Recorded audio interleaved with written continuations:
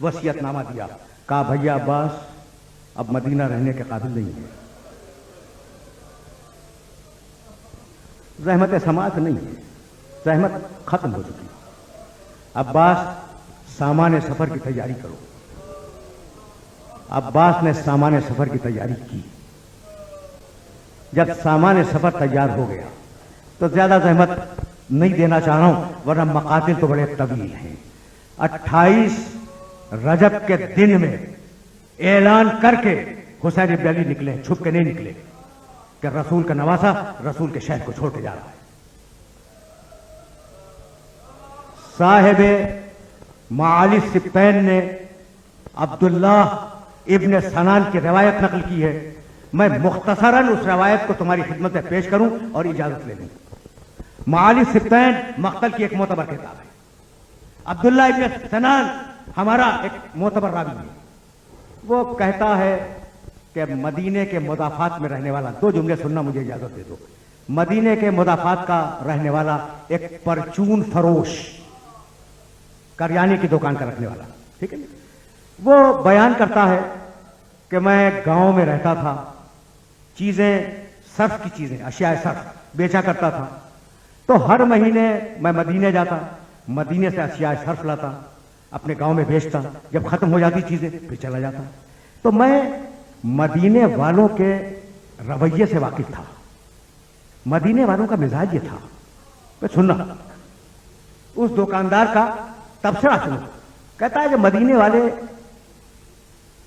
बालों में कंघी करते हैं, लिबास में इत्र लगाते हैं, महासिन दाढ़ियां मुरतब होती हैं, बात करते हैं तो मुस्कुराते हैं, जवाब सलाम देते हैं तो मुस्कुराते हैं, खुद सलाम करते हैं तो मुस्कुरा के सलाम करते हैं।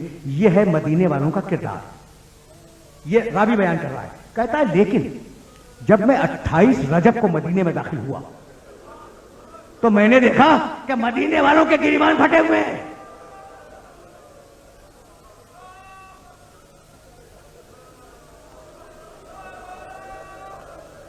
सरों पे खाक है, आंखों में आंसू हैं।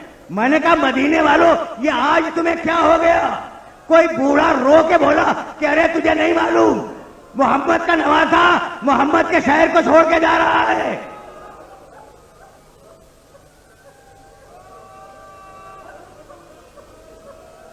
अजकुमुल्लाह, अजकुमुल्लाह। देखो अभी तो मुहर्रम का आगाज है, आगाज है मुहर्रम का। देखो घंटा मुकम्मल हो गया, लेकिन मेरा जी चाहता है कि मैं ये वाकया थोड़ा सा और आगे बढ़ा दूं, थोड़ा सा। इब्न सनान उस रावी से रिवायत करता है कि उस दुकानदार के दिल में ख्वाहिश पैदा हुई कि शहर है नबी का, मदीनतुर रसूल, रसूल का शहर।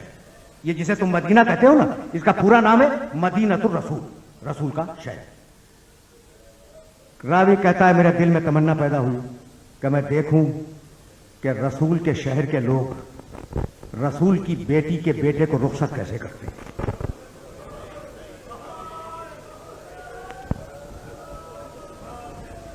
दिल में इस तमन्ना का बेदार होना था कि वो पूछता हुआ चला, लोगों मुझे मोहल्ले बनी हाशिम बतला लो, लोगों मुझे बनी हाशिम का मोहल्ला बतला लो। लोगों ने इशारा किया, वो बनी हाशिम के मोहल्ले में पहुंचा। पूछा कि हुसैन इब्न अली का घर कौन सा है। लोगों ने घर बतलाया। वो दूर खड़ा हो गया, दूर खड़ा हो गया। अब वो रिवायत करता है कि मैं खड़ा हुआ था कि इतने में एक तवीलुल कामत जवान, लंबे कद का जवान घर से बाहर आया। उसने दाहिने बाएं देखा, दाहिने बाएं, फिर किसी को हुक्म दिया गली के दोनों सिरों पर कनाते बांध दो। सुनो, मैं तफसीलात में नहीं जाएगा, लेकिन अब तफसील आ गई है तो ये दो चार जुमले सुनते जाओ। गली के दोनों सिरों पर कनातें बांध दी गई। रावी का बयान है कि मैं कनात के पीछे खड़ा हो गया और सूरत हाल को देखने लगा। इतने में दो कमरियुल वजह, ऐसे जवान जिनके चेहरे चांद की रोशनी की तरह चमक रहे थे। दो, ये लफ्ज याद रखना, रावी के लफ्ज, कमरियुल वजह, चांद जैसे चेहरे रखने वाले दो जवान बाहर आए। उनके हाथ में कुर्सी थी, उन्होंने कुर्सी रखी। मैंने किसी गुजरने वाले से पूछा, ये बच्चे कौन हैं, ये खूबसूरत नौजवान, ये है कौन? कहा नहीं पहचानता। वो जो दाहिनी तरफ है वो हुसैन का बेटा अकबर है, और वो जो बाईं तरफ है वो हसन का बेटा कासिम है।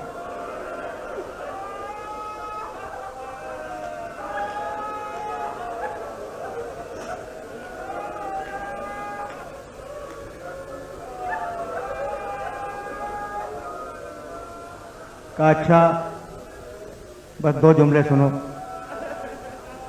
उसने कहा जब तुमने इन दोनों शहजादों का तारुफ तो करा दिया, तो अब यह भी तो बतला दो कि वो लंबे कामत वाला जवान कौन है।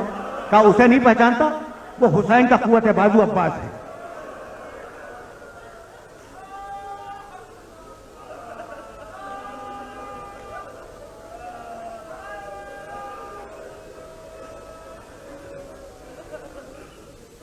इतने में सुनो, वाक़े को मुकम्मल करूंगा, गुफ्तगू तमाम हो जाएगी। इतने में बैतुल शरफ का पर्दा उठा और हुसैन इब्न अली बैतुल शरफ से बाहर आए।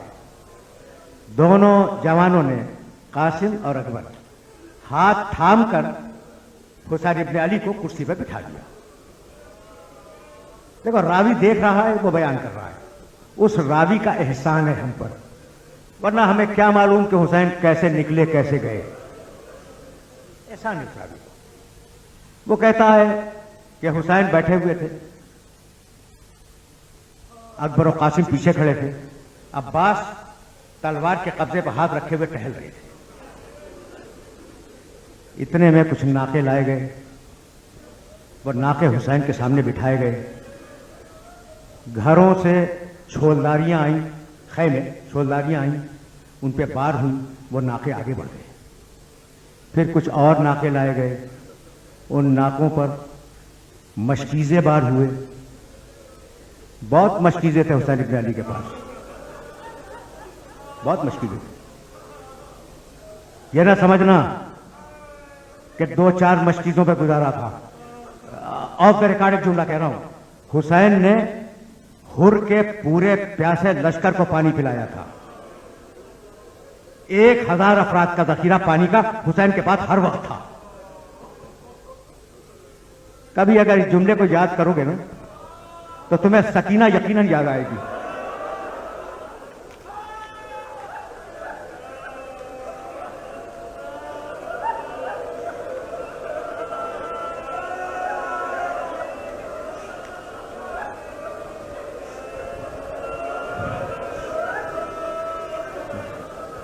अल्लाह,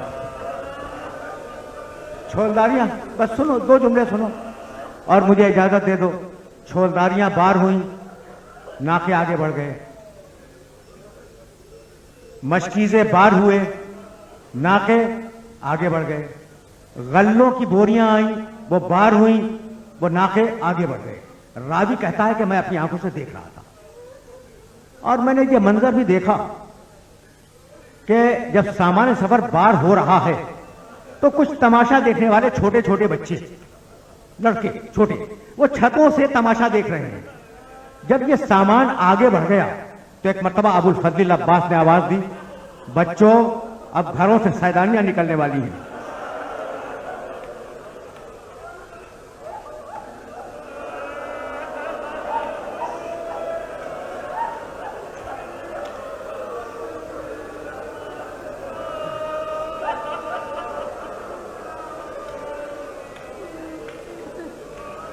बच्चों अब घरों से सैदानियां निकलने वाली हैं, अपनी छतों से नीचे उतर आओ।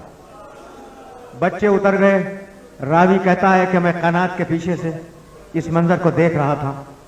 इतने में मैंने देखा कि कोई बीवी बाहर निकली, उसका कोई रिश्तेदार उसके करीब गया, शाना थामा, नाका बिठलाया गया।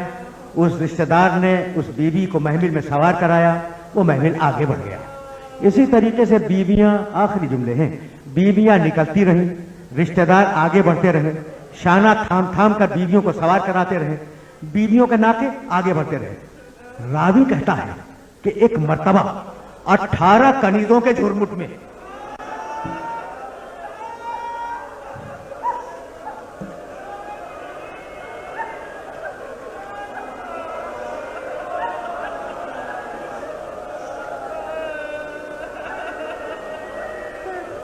18 कनीजों के झुरमुट में एक बीबी घर से बाहर आई। हुसैन घबरा के खड़े हो गए। कहा अब्बास बहन के करीब जाओ, अकबर फूफी के पास जाओ, कासिम फूफी के पास जाओ। रावी कहता है कि एक तरफ से अब्बास दौड़े, दूसरी तरफ से अकबर और कासिम दौड़े, तीसरी तरफ से हुसैन भी चले। महमिल बिठाया गया। अकबर ने पर्दे महमिल को उल्टा, अब्बास ने जानुओं को खम किया, हुसैन ने शाना थामा, कासिम ने जूतियां उठाई। इस शान से अली की बड़ी बेटी 11 मुहर्रम को 28 रजब को सवार हुई और वो 11 मुहर्रम की सवारी थी कि न नाके थे न कजाबे थे।